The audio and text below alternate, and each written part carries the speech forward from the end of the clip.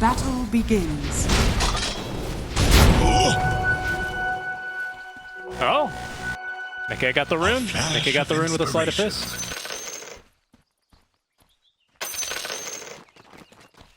Oh, even Amar's like, that was sick, brother. Yeah. And actually, they're letting Amar mid. I did want to point this out because I saw him have the ward, and his mid bail is kind of indicative of this. So looks like they're going to rotate Matumba. We'll see how long they want to play musical lanes with this kind of setup for. I think it's pretty worth it for Liquid to dodge this Ember matchup, Ember versus Huskar matchup anyway.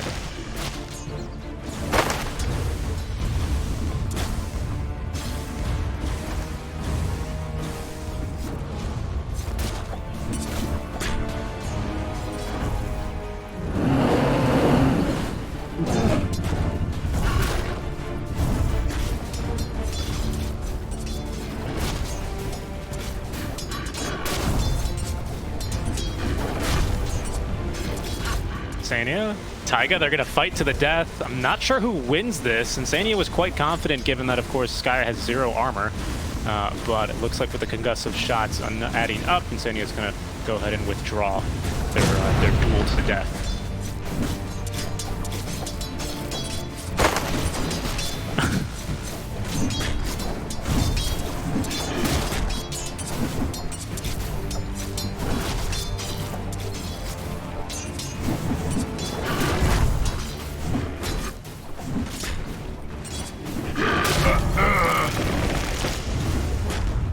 Yep.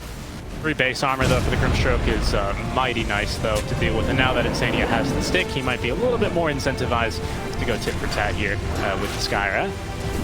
Though that top lane going quite decently.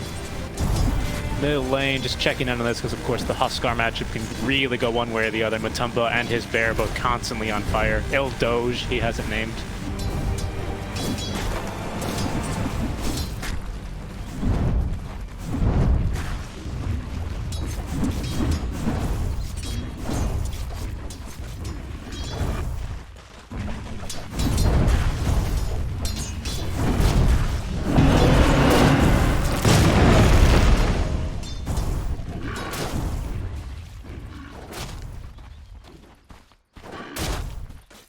Yep. Ember safe lane is mighty common as well. We've seen Charlie. Yeah, we've seen Charlie from Goon Squad or Aqua, right? They've run that a ton, even when they have the Tiny as S4S. I don't know if he's preferred to take it off lane. We didn't ask him about it, but Goon Squad, yeah, Goon Squad, they don't mind. They don't mind running the Tiny off lane and the Ember safe. It's been kind of a favorite of theirs. Chains. Good effort there. Denied. Dire's courier has been killed. Let's go ahead and see if Taiga's going to live here. Insania's going to let him go. A different kind of sidekick, let's say. Not quite sidekicks, right? Because they're both on the same level. They're in the same adventuring party, right? Marcy's a bit more of the sidekick, if anything. But yeah, Boxy's going to be on the other side. They do have already the points in Searing Chains. It would be weird for Boxy to rotate all the way up top lane, especially while Zai is still quite a low level. So I don't expect to see that too soon. But I do keep that in mind. They do have that kind of combo to assist their lockdown, which is not the best, but again, they've got really good combos to make it work. BZM, they go on him. Taiga's actually recovered full, and they go for Insania, who is a possible kill. However, no Dragon Tail makes this an impossible kill immediately. Insania playing around with a Stroke of Fate as BZM recovers his stun, has no target to use it on. Bottom lane, Misha could be in trouble himself, has the Decrepify ready, the arrow still hits, and that Decrepify is going to run out as Zai gets the first blood, taking down Misha. Difficult lane in general for Pugna, especially with 2 mobile heroes in the off lane. You're bound to die at some point, so unfortunately it was the first blood. Yeah, and Shields Crash even at level 1 is just so much damage. It's 100 damage, or just about there, 90 damage on a pretty spammable cooldown, which also allows the Tango to tank. Speaking of tank, BZM's going to be okay. Level 2 Dragon Blood already with the Racer and a full Soul Ring. So his farm is chugging along pretty nicely here, actually. We see Zai actually talking about the shield crash, taking the second point in shield crash as opposed to taking the point in lucky shot. It's interesting. So full damage build here for the Pangolier. I do like this, a very good deep push build, but it is going to make your laning a little bit harder. However, Zai might consider there's no way I'm trading against these two ranged heroes, so there's no point in using lucky shot at all, but I think he might have a point. Yeah, I reckon he does. There's Mirana, by the way. She did rotate. In fact, the combo we talked about is here. They're going for Davian. He does have the Dragon's Blood level 2. Use a Dragon Tail before he gets stunned. The BZM, he's the body block. Uses the Fairy Fire. He trusts he can get back to the tower, but unfortunately, trust is not enough. He's gonna go down. He is. There was a stack in progress, which is why the Skywrath of Taiga was missing in the lane. Liquid immediately looking for that play in. And, they will find the kill. Who's gonna farm the stacks, do you ask? Well, not sure. I know Huskar can farm stacks if you kind of go for more inner fire, but then of course you'd be sacrificing points of fear. Careful here. No entangling roots, so Amar should be safe. Arrow was for the wagon anyway, just to make sure there's no threat of a push. Yeah, the hardest part of playing Lone Druid is activating the entangling claws at the right time. That's really tough. You know, some players are really good at it, and some players just can't get it. Matumba, I don't think, is one of the luckiest players. I've watched him play a lot of Lone Druid, and I think he should never play the lottery. I'm glad he's a Dota player. Zai doing a good job of pulling wave here. Make sure this tower doesn't take too much damage in mid lane. They are. Okay. Attempt for the arrow. Might as well, right? You miss 100% of the arrows you don't throw. The Boxy was at full mana anyways. He will rotate now back towards the bottom lane, where they are going to just look to bully Zai a little bit more. Misha is going to be quite limited as to what he can do to a Pangolier. Yeah, there's not much kill potential here against the Pango. Of course, that means he doesn't make any mistakes, right? But as long as he doesn't go for the dangerous farm, he kind of keeps his distance. Exactly. He makes sure that he doesn't get caught by the Sprout, for example, there. But Zai had an escape plan the whole time, and he's playing around with the Mirana this time. Of course, that Nether Ward has been a bit of a nuisance here for Zai, as he went for a full spell build. However, he's going to survive thanks to that Ring of Health. Yep, and he's got a full stick, so he's going to be just A-okay. It's now Taiga who's going to join the bottom. Okay. Boxy probably hold his own against Taiga for now, especially with the arrow potential. Taiga just wanted to make sure that they can keep them on at bay, securing Yuragi's farm. If you're playing MP carry, you've gotta make sure he snowballs to a degree from the lane. As in the mid lane, Amar, he's in trouble himself. They get the entangling claws this time. Matumba doesn't have the Savage Roar point, but they're gonna fight saving Amar. And Taiga even joins in. Matumba could be in trouble. Rocket Nature's been used. He's forced to use the true form. Now he gets some extra HP off it with the help of Insania. They can keep things around. Going for Yuragi instead. The Inksoul will trigger. Whoa. Now the entangling claws. Yuragi's going to die. Matumba using the true form in the clutch moment, ensuring that he becomes an unkillable beast. Two unkillable beasts. Yeah, pretty much. I mean, did you see that lone druid bear? Did you see Doge with the Inkswell? That was terrifying. Yes, I think it was almost like max move speed, which was ridiculous. How do you run from that? I don't think you can actually. As MP, I was kind of not. Yeah, no, certainly not. I mean, he TP'd in and unfortunately just immediately takes a death. Zai is going to immediately push the wave as well. And Misha actually makes the call to pull, so it's a bit of free chip damage. There's no wagon here, so just a little bit of chip damage. But Zai, of course, immediately taking advantage of an NP, taking a bit of a leave towards the mid lane. Tumba now is going to end up rotating through. Top lane. They're going to catch BZM once again with a combo of Searing Chains plus the arrow. They've silenced Mickey, but Mickey, he's fine with it.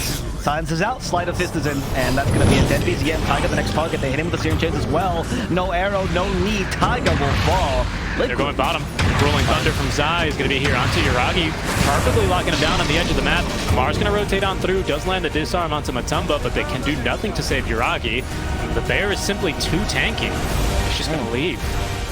Loving that early point in Savage Roar, where guarantees the kill on Yuragi a second time and nullifies Amar's initiation. Huskar is very much a all-in kind of hero. You know, you jump in, you're hoping to attack whatever hero you're life-breaking to the end of his life, like he's going to do that to Zai. But unfortunately, these disjointing abilities really are a nuisance to him. Now finally Zai silenced though, after a lot of magical damage to Crep to boost it up even further, and Zai will be killed by the Wrath of Nature. Pretty cool. The spike infused raindrops there actually as well. It just went right through. Oh yeah. Wrath of Nature level 1 does a ton of damage. When you start calculating those bounces perfectly timed. I don't know if OG meant to do that, but it did look intentional, so I'll go ahead and give it to them. That was sick. Radiant's bottom tower is under attack. Arrow Everything they do is through. Oh, that's going to sail through 3 heroes, but not clip any of them. it's almost harder to do that sometimes, right? So he's just demonstrating Box is just demonstrating his skills with Mirana first, right? And later the arrow's gonna hit, like with those searing chains. His rotations have been honestly Radiant's clutch to bottom tower destroying is BZM's under farm attack. early. And the DK offlane has not been too successful these days. We've seen it a couple of times in the Radiant's DPC. bottom tower has And fallen. frankly, if he falls off, he feels like a very weak hero. Even if he has okay win rate, I believe, it's not usually off the back of a TK. Dire's Yeah. top tower is under And attack. I don't think his lane matchup is that good versus an Ember either. Ember, although he is a melee hero, right, can use Sleight of Fish pretty easily to secure CS, as Mika is running top lane now with a haste, and also under the cover of Moonlight Shadow, they will be able to get a good jump here. Looks like BZM knows something is a miss, as Mika looking for the correct target here. Is going to be able to at least connect onto Taiga. Silenced up, though, by the Ancient Seal, but now Zion's going to jump on in. Misha's already put down the Nether Ward, but it's quickly being focused, and now it's been destroyed by Boxy. In the meantime, BZM's just been controlled this entire time. They lack the damage, however, to really nuke him. Amar, for a second time, Amar and both Yuragi joining the fight. Damage here onto Boxy is not going to be enough, even with the one Burning Spear, but Zai is going to be left behind. And now with 7 stacks of the Burning Spears, he will quickly fall, but Mike counter-initiating. One kill's going to Insania as he's going to pick up his 3rd there off the Inkswell.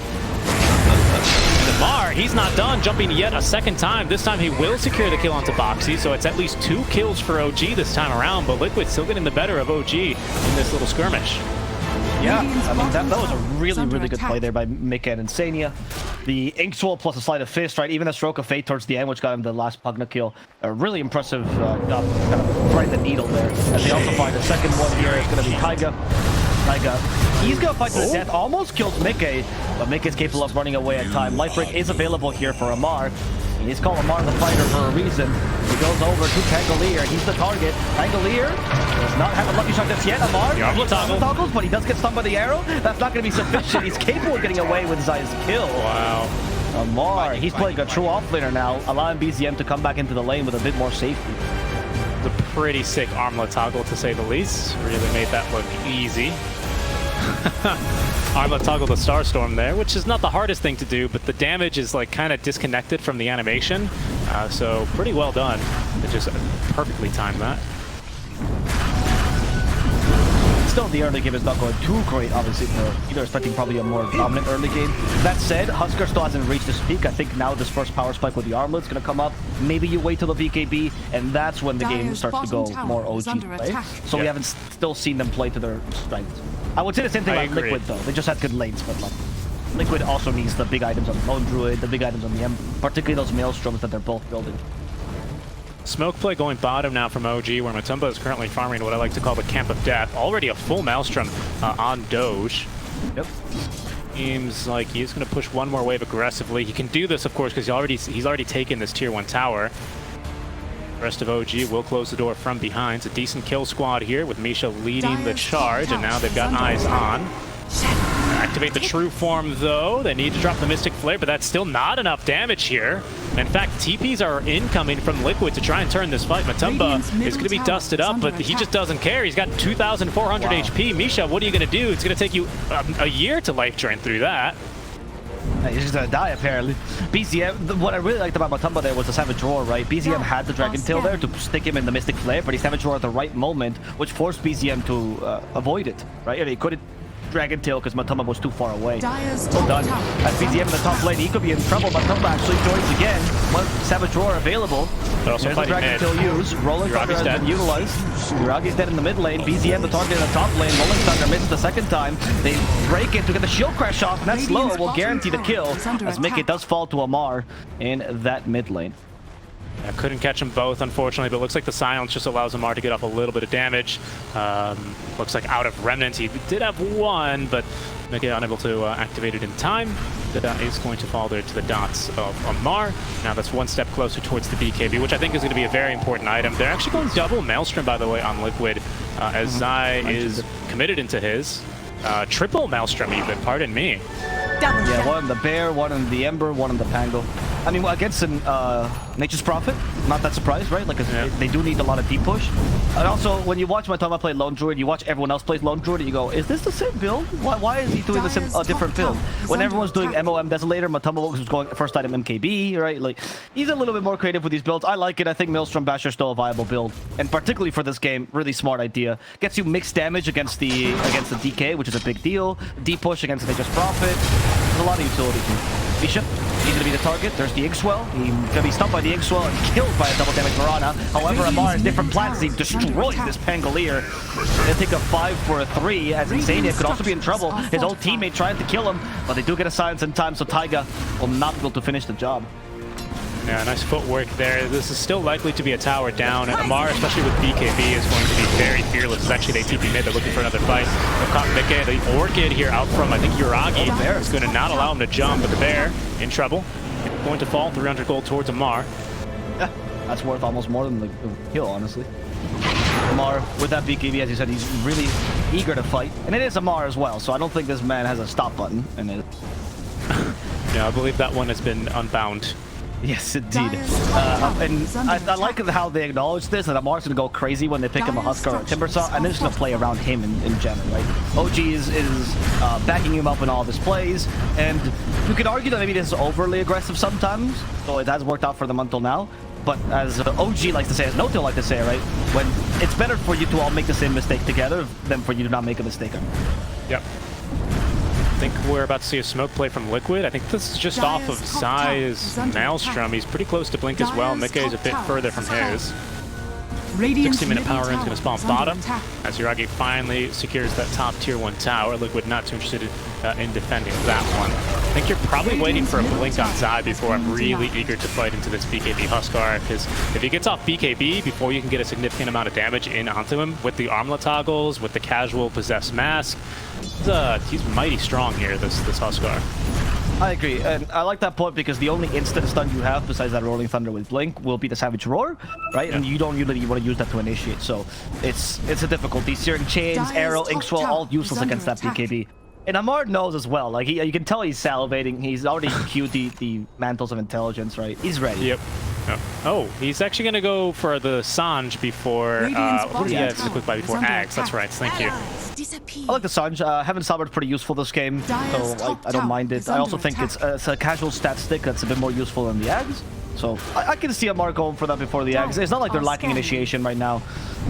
And we've seen a Huskar before scaling quite decently in the open qualifiers when we're casting him. So my opinion on this hero changed a little more. Oh, okay, he's just juking me. Thought about going in on the BZM, but he's going to decide against it. Probably the worst target, right, to go on. Yeah, it would be a pretty nice kill now. Of course, they don't know how much gold he's carrying. They don't have a bounty onto the game, but we are blessed with all sight, which means BZM now finally has Blink Dagger. They would have delayed it by possibly another minute had they committed there, but of course, the kill is not guaranteed. Good. Going to continue to push this tower bottom. Of course, the Bear, this tower is going to fall relatively quickly. Even without the Desolator, with just the Basher build, it's still fine. And there we go. The shard is going to be the next item from Matumba as well. That shard, really big deal because it allows you to actually use Savage Roar when you're stunned on either side. Right?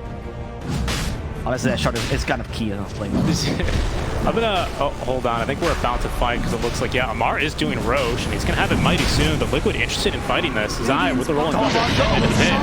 It's too late. Zai came in, but it's not gonna be really an interruption anymore. It's just him saying hi. Zai needs to get out. Or are they still fighting in the mid lane? They actually do catch BZM. BZM gets saved by the life drain. Then they go for Zai. He's been silenced, but it's not enough damage with the Mystic Flare. They put Amar with the Entangling Claw. It's going to be Yuragi actually that kills him there with one last auto attack. Matoma Man won't lose his bear. And he summons another one. As BZM goes forward. Dragon Tail. They killed off Mikke. And the second bear could be in trouble as well. But Matumba is capable of Savage Roaring himself to safety. Gonna have to give up this tower, but at least they don't lose any more people here. But OG, they've hit their stride now. Yeah, they have. Certainly with taking that first Aegis, they'll gladly trade, of course, the tier 2 tower away for that as they finally pick up the tier 1 mid. Radiant, man. Radiant with a Huskar, right? That's why you got to be careful with how quickly they can actually go through Roche. Can you explain that for those people that don't understand that? Maybe in the 1K? Yeah, so basically Radiant is just a bit more favored when it comes towards actually fighting for Roche. And as Roche, especially with how strong he used to be back when he gave cheese for for a while. Right now, it's just Shard on second Roche. Yes. But even this first Aegis has kind of become your very typical, okay, this is going to secure us space on the map to farm. It's going to secure us tier 2s, and it's going to set us up for the second Roche fight, which is the one where we want to end the game. That's kind of more or less where Dota is kind of at on a pro level. And Radiant are just a little bit more favored for that because they have kind of two towers you can quickly TP to, being mid, of course, and top. Whereas Dire, they're only limited basically to mid tier 1 if it's still up, which usually falls rather quickly, and the Outpost, which is a 6-second TP plus 1 second for every hero that shows up, right? So that's not fast enough to really contest the Roche. Plus OG, well, Radiant in general, they have this double staircase. I mean, both teams now have it. I believe Dire didn't used to. But the triangle is just a lot easier to hold in general, this kind of area of the map. So Radiant is heavily fortified and favored when it comes to Roche fights, generally speaking. In this last patch, the triangles got fortified even further, right? Which is why you wanted a map change. Well, last elevation or map change patch, right? So yeah, very, very good points. And of course, most of you probably already knew that. If you did, relish the fact that you're really good at Dota. But if you didn't, you know, always nice to make sure that people understand these basic interactions because, as Richie says, they are key to pro Dota. And that's why Huskar, for example, is very good for Radiant because not only is he a Roche taker, but he's also a tempo hero. So he plays better with his Aegis than, say, for example, Nursa, right? Which is also a tempo hero, but not as fast a pusher as a Huskar. Especially without double damage. Exactly, yeah, true, that double damage. And now it feels like Amar is not going to really be punished. I wouldn't say going straight Sange is greedy. This is what Huskars would like to do ideally, of course, because it synergizes with Berserker's Blood. But for a while there, Amar did consider going straight Ags just because the game was in a little bit of a precarious position, right? Ags is the fight now item, while Sange first is the I want to farm a little bit more, I want to have more regen in these fights and scale later, right? But the fact that he's able to secure Roche and get this Aegis, which is going to easily secure him his Ags, like this kind of quote-unquote greed or potential play that Liquid could have looked to maybe kind of open the game up with, it's not going to pan out for them. This Ags is going to be online on top of the Sange. On top of still, by the way, a 9-second BKB. Yep. And the Sange is not only good for farming here, but it's also good for pushing a little bit better, right? If you're going to look at the stats between Ags and Sange in terms of like what it gives you for the gold, right? And that's what they were able to accomplish with this Aegis. They were able to take 2 tier 2s right off the Aegis alone, and they didn't really need to fight for them. So like we mentioned a couple of times, just getting the stat stick sometimes more efficient, better, and Amar will still be able to get an Ags at a decent timing. And here goes Liquid. Zai finally has Blink Dagger. And this is what they were waiting for to fight. But again, Amar's very strong, 9-second BKB, and still backed by an Aegis for over a minute. This seems very ambitious from Liquid, but a good jump. Got delivered. He's just going to be the first to die. And Davian as well, immediately. There's Amar just jumping in. Okay. He's going to lose his first life, and maybe his second. Are there going to be any TPs by OG? Okay, there's Misha. And Amar's gonna TP out! Cancel! Quick! Okay. OG's capable of getting away with Amar's life there. Though, of course, that was a BKB usage of the 9-second BKB. There was a basher on the bear, so he really kind of played with fire there. Yep. I don't know, but yeah, we said it. Amar the fighter, right? That's what the S stands for, of course. And the whole Roche point was kind of why I was a little bit confused, or surprised is a better word, to see Zai also opt into the Maelstrom for then 3 Maelstroms on his team. I thought for sure this was going to either be, if not straight a Blink game, perhaps a Yule's game, just so he could be a little bit more threatening for that first Roche fight. Because again, he is their big lockdown, he's their big initiation. Obviously, he was a little bit slow to get in there because he went for Maelstrom first, right? He does a lot of damage, but he doesn't have that quick catch and team fight. I think with Blink, perhaps that Roche fight looks differently. It's not a guaranteed win. Things can go crazy in Dota, as we know, but you know, I think they do manage to get a little bit more of a fight in there while taking the tier 2. Okay, fair enough. I see that point. I understand that Zai's concern right now is that they might lack damage because you have a lot of like poke in general with this team, but especially with this build of the bear, which is not the Desolator Mask of Madness build that we see, for example, Gunner building, you don't have the burst damage that might be needed to kill off a Huskar, and Zai might have thought, oh, I need a little bit more, right? Yeah. In addition to a little bit more deep push.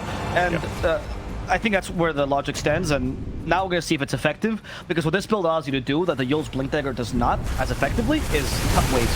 So now they have a lot of contingency plans on Liquid to be able to take this later if need be, and they don't need to necessarily fight head-on to win this game. They could just honestly rat for a while. They have a Lone Druid, they have a Pango, they're good at ratting, and Ember. Just avoid fights. And OG is mighty strong right now. They've got 2 very, very farmed cores. Their supports are the ones that are a little bit more the back markers, which will start to have a bit of an impact as we get later into the game. Because there goes Amar. Yep, and there goes the Mirana. Immediately killed off. Savage Roar, unfortunately, not going to help enough, but there we see the shard coming into play. Out of there, This Ancient Seal did not quite silence him if you get the shard. Has a Dom. How do they have the Harpy Scout? Oh, Skyrat does. What an interesting build. We have seen that a couple of times. I think it was Dyer's you and I that middle cast that tower game where they got Grimstroke with the Dom as well. Right. Insania, okay, he's gonna be stuck in the trees. Here comes Zai to break them for him. I think Insania might still die, but they actually see an opportunity to go for Amar. Life Ring just got broken, so Amar has no healing, but he actually has BKB. And he's fine for now. They cover him with a fireball. Just get a TP. TP's in the middle of this, trying to get a lucky back. They're not gonna find it. Nice to Crep as well. Here from Misha. And Captain Save, unfortunately, has to fall, but at least he saves his teammate in the process. Skyrock Mage is also capable of getting away, as BCM has Blink Dagger, so he's gonna be fine as well. All right, not bad. I do like how Misha's playing this Pugna 5, honestly. He is there to die for his teammates. Yeah, agreed. And I believe they killed off the Harpy Scout or got left behind. Something like that. It's hard to find the Harpy with all the treants on the map. But what he really has now, of course, all the creeps got overhauled in 731, all the jungle creeps, most of them actually.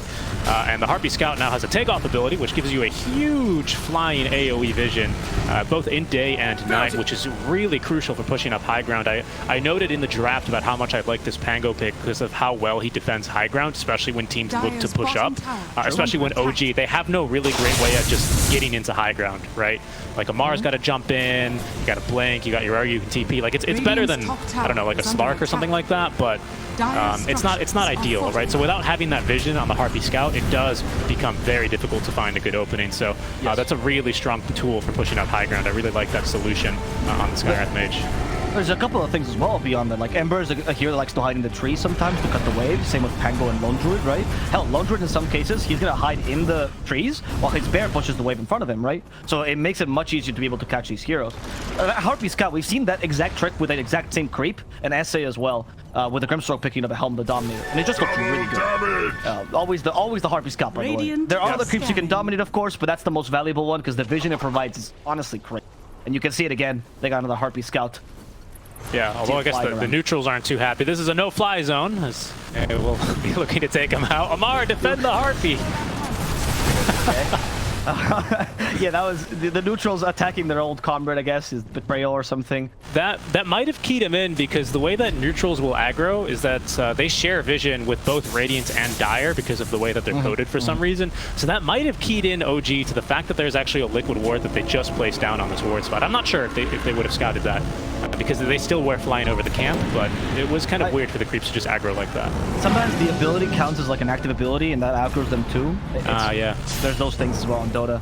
Okay, Liquid is thinking about fighting. They have a high ground control, but against a Huskar, that might not matter that much, as they're only putting the bear in front. There's a Dragon Tilt, good Savage Roar. That could be their initiation, but there's something else. Rolling Thunder, there we go. They're going to go for Huskar, but he has to hit the BKB. And Amar's fine for now, catches the real low to it, but they're back immediately. Now Matumba, still in trouble, still stunned. The arrow to help him, Savage Roar on top of that, and to be able to bring that Amar would help the life ring. He's surviving a bit longer, but he's going to fall. Misha, you healed up as much as you could, but unfortunately, your teammate's dead, and maybe you might be as well. As Uragi falls to the back line, BCM on top of that, it's going to be a team wipe. The moment Amar falls, the kingdom around him crumbles. Yeah, good initiation by Zai. Unfortunately, the roll-up, he doesn't quite get to turn around as quickly as he'd like to. And, I mean, it couldn't go more perfect for Liquid here. This was the big moment, right? This is what OG were looking to force. And just to kind of continue on my point earlier, the reason why, even though Dire does have high ground here, it's so much easier to invade because you have, like, reasonably 1, 2, 3, 4 ways of getting in as Radiant, especially if you have those tier 1s down. Whereas for this triangle, it's much more difficult, right? But there's Aegis now. Who took the shard? I believe it was Matumba. And Aegis is Matumba already had it. Middle tower so then Zai already had it as well. Radiant structures are Ember? Probably Ember. No, Grimstroke. Oh. Which one of them already had it? Which them? Yeah, not sure. One of the two. Dire's bottom tower. It doesn't, maybe Ember, I think. Ember didn't have it a second ago. Radiant's middle tower. Yeah. Either or. I mean, you're pretty much running out of shards possible, right? Marauder's the only one that doesn't get hers. You get your shard when you get a real animation on that shard, and that's why. But a really good turn on this one, as even the Force Staff was saved pretty much last minute by Insania, which pretty much kites OG to their death. They just slightly end up overextending.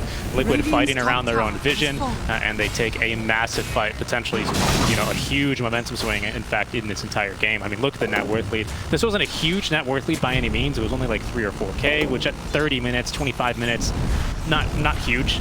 But now it's starting to really swing into Liquid's control a bit more. It's very true. And Liquid is hitting now their stride, of course, as Matamba is getting those important items that AC. A big deal for this bear. Needed a little bit more burst damage. I will mention, by the way, that he is not going to go for the Wraith Band build or the Bracer build. Or not got no stat items, only branches. I swear, if those, I think there is a secret convention of Lone Druid players where like Quakeba and Gunner and all these people like join in. It's like, oh yeah, Max Cabanas, oh yeah, Bracer minute 25, yeah. And then Matamba is just the outsider, you know, he's the real Rick or whatever. And he just never gets joined into these conferences. His builds are always so different from every other Lone Druid player. I'm not saying this as if it's wrong. I think his build is perfectly fine. It's just really interesting how he deviates from the other Lone Druids. If you guys are Lone Druid fanatics like myself, it's really interesting to always check out what Matamba is thinking is good on the hero. Yep. Well, I think it's because he did not attend the conference. Instead, he just requested the briefs, or the shorts, if you will. Yes, the minutes were poorly translated, unfortunately. Yes, well done. Matamba, we can lose his bear here, unfortunately. Savage Roar is not going to save him because they just chained their stuns nicely. 300 gold going the way of Amar. But what is he even going to scale into? Shard is decent, sure, but at this point, Huskar's hit his peak. There's all the other items are luxury. Satanic is nice. Shard is good as well. But at this point, they need to start playing with their other hero, that being the NP. Yeah, and he's kind of gone for this physical damage build, a little bit of mix now with the Witchblade, but he needs to get this AC online, I dare say, especially for the Lone Druid, because Matamba still will have the option of speccing into more armor, more Wraith Bands, more HP, and I mean, if you haven't seen it yet, if you missed that Quincy 4-0 game, you're in for a treat if Matamba decides to invest into it. It's something like 2,100 gold, I believe, for 4 Wraith Bands, but still, the amount of armor you get, the amount of HP it grants you, you're walking around like 5k HP with like 60 armor. It is ridiculous. I love that build. But again, to me, it's even more interesting than that build is the fact that Matamba doesn't care. He goes against the grain every single time. And we'll see what this next item is going to be. I'm not really sure. After the AC. For Matamba, will BKB... Oh, it's already been finished on the bear. Yep. Probably got a TP scroll delivered. Not too amazing. Approaching level 25 already, but OG, they're going to be staring down basically a double barrel here of Lone Druid and his bear Doge, his hunting Doge. They're all. Radiant's top tower is under attack. The bear's going to be hitting his tower, but Matamba has to join with his real hero. That's no bear left for 25 seconds. That is the BKB. He got to get rid of the pun, and he will. Oh, see it for now. There we go. Misha will finally fall as Amar gets the backlines together with Uragi, and they burst on the enemy supports. Amar now on the run from the pair who wants to fight in 1v1. Matamba, however, loses his partner, and that's going to be a really difficult time for them as they lack the damage. Mika has to come in to deal some more. He has the BKB, but gets attacked by Amar, and that taunt from the life break will kill him. Matamba summons a second bear for the Savage Roar, but is that going to be sufficient? That bear's going to cover his escape. He's been leashed inside the Sprout. He can't get away. He's now burning up. No. He's been disarmed. Matamba will die. His bear will die as well. That's going to be his second bear. So even now when they kill him, he'll revive without that Lone Druid bear. Oh, actually, he'll have it once he comes back. Yeah. But he does die twice, loses 2 bears, that's 600 gold plus whatever the hero is worth. That is a bunch of money in the way of OG. Yeah, you can hardly bear to see it, can you? I mean, that was just really painful. And that's the kind of fight that OG are definitely looking for, right? One where Amar is just unleashed. He quickly realizes, you know what, guys? We'll deal with this bear last, right? And just completely shuts down the backlines, which were making a huge difference. Again, now finally we see this net worth shaken up after that fight, but the Liquid supports had gotten much more farm than what the OG supports were looking at, which does become impactful, I would say, like after 30 minutes. Once these BKBs are a bit shorter cooldowns, you would like your supports to at least be able to have their spells and items, if they have any, be impactful. And that really just wasn't the case now for OG. But here, after this fight, they finally got a little bit more money. Misha almost has an Aether Lens. The play was also fantastic in general by OG. And Liquid does not have too much time to gather their bearings, but they'll be able to at least set up this assault with a Moonlight Shadow, seeing if they can find at least say a Pugna. They'll take a Pugna at this point. They go for the Rolling Thunder. Take your Augie. That's much bigger than a Pugna. But Zai realizes, oh no, he got leashed. He's in the middle of the Sprout, and Zai is forced to use the roll-up there to actually escape it. But that means he has no roll-up any longer. Still has the Blink Dagger in 4 though. Zai gonna come here to cut the lane, and there's the other leash plus the Orchid. Zai still has the Yule Scepter. He's creating a lot of space for his team right now. Zai, the little Pangolier, on an adventure, gets slowed, tries to get a bit further the shield crack, another blink, cuts the lane. Someone stop this Pangolier. He has a TP in 20 though. Everyone's TPing for Zai. This man's gotta die. Yule Scepter avoids the Ancient Seal. But now he's finally going to die. Amar, once he sees Zai, he's not gonna let him survive. Yeah, huge amounts of space, though. Huge amounts of space. We'll take a look at that last big team fight here, and you can see Misha does a fantastic job of just kiting away. Mostly Zai, right? Mostly Zai he kites away, because Zai has to kind of focus him down to secure that kill. Even actually Insane, he's got to get a little bit closer to like the Inkswell, and things go very poorly from there, right? So although Misha does end up still taking a death in this fight, actually I believe he buys back, right? Yeah, it was a great fight for OG. Even fighting through that age just perfectly. Misha's taking advantage of the Pugna strength, right? As a 5, he's one of the few heroes that provides this kind of weird save where you kind of have to kill him first no matter what. You know, you can't just waste his ultimate or anything. And Liquid has been forced to constantly engage that way. Honestly, it's the right way to do it. But that was a great block by the Sprout. And now Matumba's forced to use the BKB on the bear. He now gets taunted. He can't see it, but he has been taunted. He has to use the Savage Roar towards the end. That saves him, thanks to the Inkswell as well. BZM sees the opportunity to go for the Mirana. The BZM does not have the backup just yet. Instead, they'll go for the towers. They can't move, they can't escape, but they can be fortified. That would have been very, very painful for Liquid had they lost Doge there, because he didn't have another, Matumba didn't have another for 40 seconds. Now it's coming off cooldown, so they can afford to take a loss on it, as BZM showing off his own BKB now, 9-second duration to secure the tower, which is denied. Boxy, 112 damage versus Amar's almost 300. Oh, actually 300. Good job, Boxy. Showcasing supports have a say as well, and how games go. Who can save Amar is also, he definitely subscribes to the school of thought that says Refresher is the most broken item of the game. It's hard to disagree with him, to be honest. Yeah, of course. But I have noticed him building it on basically every single hero. Certainly the Mars, right? It's like his 3rd or 4th item almost every game. I've noticed probably just Timbersaw, right? He's not buying it on, which would make sense. Not much to refresh from Timber. Here's why I think here's my Jenkins-like theory. As new generations come up, right, and they keep watching these TikToks, they lose their attention span and their patience, right? So no longer does Amar have the mental capacity to wait for his cooldowns. He requires that refresher so that you can actually keep playing the game and remain. Even if this item wasn't good, he would still build it. Again, it's the lack of patience these young up-and-comers have. That's why he's fighting all the time. That's why he lost his Aegis earlier for no reason. By the way, does this NP Sprout talent, which you take at 20 now, is that Pierce Magic immunity? Because that definitely stopped Mango in his role. So I did not know that, by the way. I found out today, but yes, it does. I quickly wanted to bring it up because that was bonkers. There's very few things I definitely didn't think an NP, at least this early at level 20, would counter him. Eventually, NP is the classic heroes that just kill a Pango when he's rolling around, like a Drow, TB, Luna, you know. Any ranged hero, sniper, right? Yeah, especially with decent range. By the way, 3rd Roshan now down. Did you see what it had? Refresher Shard or Axe Blessing? Looks like an Axe Blessing for BZM, most likely. Yes. Definitely not have enough money for the Ags. That's great, actually. That Flying Dragon, a big deal to play with the Pango, who's the main source of team play, right? You just kind of stay near the wall. It's going to be really difficult to bonk this DK, sorry. Dire's top tower. And now, there he goes. He's like, I got vision with the Harpy Scout. Just look at the vision. This is OG's vision, guys. Look at how much they can see. They got a mark, though. That's going to be his first life. Once again, a lack of patience. But Uragi could be in trouble. He's trying to kill him on as the BKB gets back immediately. McKay will lose his life. Amar comes back with a vengeance. And the Savage Roar might just punish him, though. He's been leashed again. Amar acted the BKB, going for the real Lone Druid, now for the Bear instead. He has to kill something. The Bear's still stunned, and he's going to fall. Lone Druid has to summon it again with the Inkswell. He knows he has to dispel. He needs to stun. He gets it off on Amar, but the force steps offensively, and Matumba could be in trouble. Matumba's actually been stunned now in the fireball. Matumba's gonna lose the real hero trope for him, not in time. They just lost a real win condition here. Mickey had to buy back as well. These racks are most likely gonna fall. I think this could be the game, Avo. There's no buyback right now on the Matumba man. Lone Druid, even if he did, he wouldn't have a bear for about another minute and a half.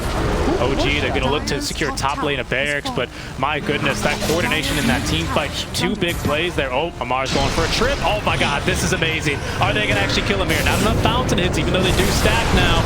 Amar, he's going to stay alive, and in fact, they even disarm Zai to prevent any further shenanigans. You do get pulled really far by that. I think Amar, he's learned his lesson. Zai's going to go in a second time, this time bolstered by the Inkswell, turning around a big stun now onto BZM as Amar jumping around, does secure the barracks. Gems on deck, but Zai is going to be silenced and trapped inside of the Sprout as Mickey starting to tank damage now from Amar's burning spears. He's got another life break at the ready. Up to level 25 now on Amar. That means his spears do pure damage now. Dire's middle tower. Yep, and that means that doesn't matter for the towers though that he's going to be destroying here. I think that force staff, by the way, was from Insania. Yeah, now that we see it again, Insania could be in trouble here. He's going to be leashed and silence, killed off Zai. Go forward, hoping to kill off Taiga. Taiga is going to be the target. He does die, but Amar holding his own, finishing up Zai. Mickey is the one holding the high ground right now as he's trying to kill off the MP. He's dealing a fair amount of damage. Would like to sustain damage. He needs to kill off Yuragi, and Yuragi now being saved by Misha. As the life break hits another support, Amar is decimating Liquid's draft right now. Nobody can stop him. Liquid, they just need to do something with this Ember. Lone Druid is back again. Yuragi's once against the target. They know they can kill him. He does silence him though. Immediately the Saboteur cancels the TP and Yuragi will fall. Liquid will at least get 1 kill and they won't lose the last lane of racks. This game is still possible for them, but they took a big blow there. They did, yeah, that they did. Let's take a look at that fight that really broke that one wide open. The coordination here that I didn't get to quite say because OG were, of course, being OG and nearly diving the fountain. But check this out, right? They actually passed the cheese over from BZM over to Amar, which is crucial here. Thank you. Because Amar ends up just barely living. Not to mention Yuragi with his fresh Satanic. He actually surprises Mickey. Wasn't expecting that item. So when he does make the jump, a very successful jump onto the backlines, they're unable to actually nuke through the NP. Here's the cheese coming through from Amar. Yoink, back to basically full HP. And from there, the fight was just completely untenable for Liquid. Thank you for pointing that out. That's a very clutch moment in that fight. And then from then on, they really, without the Lone Druid, I don't think you can bring them the Huskar. And Amar realizes that. Like, he's the main source of burst damage they have. Unfortunately, we're seeing the weaknesses of the Ember carry mid. I mean, technically Mick is the mid laner, so I guess we're calling mid laner here. He doesn't have the burst damage, sorry, the sustained damage to kill off a Huskar. So he goes in for the Sleight of Fist. Soon he'll have 2 charges. But even then, once he wastes those 2, if the Huskar or the MP aren't dead, he can't really walk up to them and kill them. He'll just die. Especially because that BKB got completely nullified by the Ags on the Huskar. 3 seconds of the taunt is too much for an Ember to last. Yep, yeah, it's a taunt that, it's a single targeted taunt, but of course, like all taunts, they're completely undispellable. This one also goes to the BKB. Yeah. I think they all do, right? Dual Berserker's Call, right? Dual Berserker's Call, this one, I believe so. Yeah. I'm sure chat will find the one exception if there is. We trust you guys, detectives. Go ahead. It's hard to say for sure, but a smoke playing out for OG and a DD rune on Amar. Zai has to use the Yules here to dispel it, and he's not going to be stunned up quite yet, but Mickey just dead 100-0 as Zai's even falling to the range damage here between the level 4 Black Dragon and Amar. OG really feeling themselves though. We'll throw out the panic voice line, but unfortunately that's the Rolling Thunder down and nothing to show for it. And in fact, they might just find Matumba completely isolated. A bash here onto Yuragi into the arrow, which catches him here. They need to get him down 100-0, and they have. No Satanic Breath. He's going to buy back and look to get back in the fight. As Amar refreshing, jumps right back in onto Matumba. They're onto the main bear. Only brown boots and 4 GG branches. He's not going to last versus Amar's DD rune. Does have buyback at least. Great use of the refresher. Even if he did last, he life breaked and refresher, right? So he actually had a second life break just in case there. Really clever there by Amar. And he finds the Doge again. Burning up, but he has the Inksault to save him though. That does carry the spell now, of course, because the shard. OG is like, guys, I think we're missing a tier 2. Amar's like, I don't care, let's go for the tier 4. DZM is joining him. I'm gonna try to finish off these tier 4s, realizing Yuragi was right all along. Let's go for the tier 2s instead. Let's play it safe. And I think in Yuragi's book, he's saying, guys, come on, I bought back. Like, let's secure megas. Good point. Amar, happy to go up to the high ground again. This is where he feels at home. This is where Pango's at the strongest, though. As soon as you're trying to get inside of his base, he really likes playing pinball right in this area. Yep. and he's looking for that opportunity, right? Especially with the Ink Swell to set it up. Be just what they need, but they don't have an Ember Spear for 30 seconds, and they have to go in.